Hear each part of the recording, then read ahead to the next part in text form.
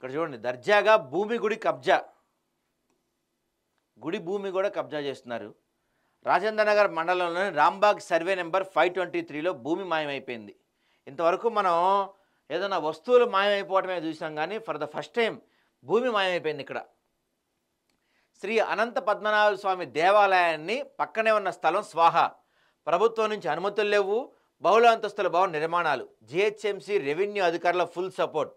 తహసీల్దార్ నిర్లక్ష్యంతో జోరుగా నిర్మాణ పనులు. ముడుపులు తీసుకొని టౌన్ ప్లానింగ్ అధికారుల అనుమతుల. ఎండోమెంట్ భూముల నిర్మాణాలకు అనుమతులు ఎలా సాధ్యం? రాష్ట్ర రాజధానిలోని ప్రభుత్వ అసైన్ దేవాలయ భూములు మాయమవుతున్నాయి. ఎక్కడ భూమి ఖాళీ కనపడితే గద్దల్లా అక్కడికి వచ్చి వాళ్తున్నారు.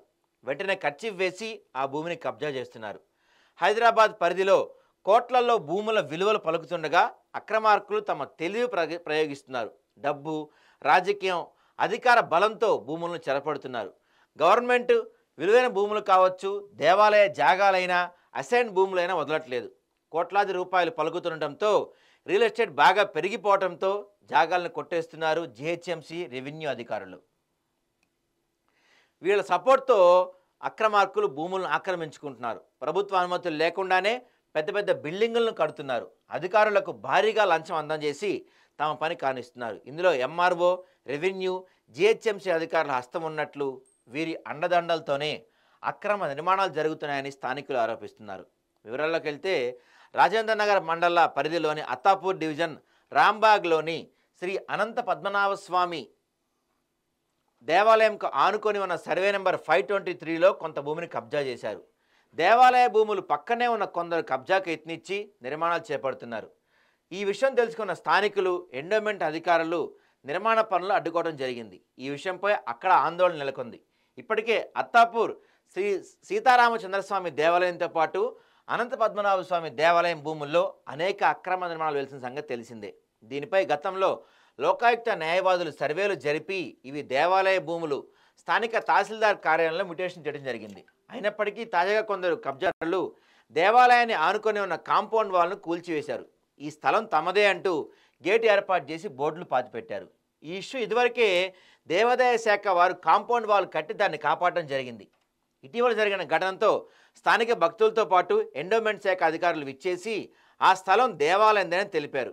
అత్తాపూర్ డివిజన్లోని రాంబాగ్లో శ్రీ అనంత పద్మనాభ స్వామి దేవాలయానికి సంబంధించిన సర్వే నెంబర్ 523లో 8.25 ఎకరాల స్థలం ఉందని గతంలో రంగారెడ్డి జిల్లా దేవాదాయ అధికారి వెల్లడించిన సంగతి తెలిసిందే.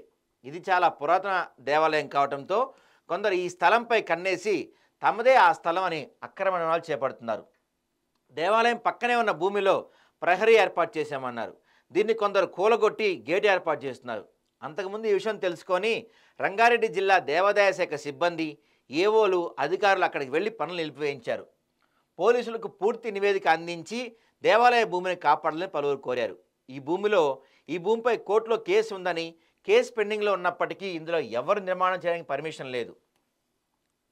ఎండోమెంట్ శాఖ అధికారి స్థానిక అత్తాపూర్ పోలీసులను ఫిర్యాదు కూడా చేయడం జరిగింది.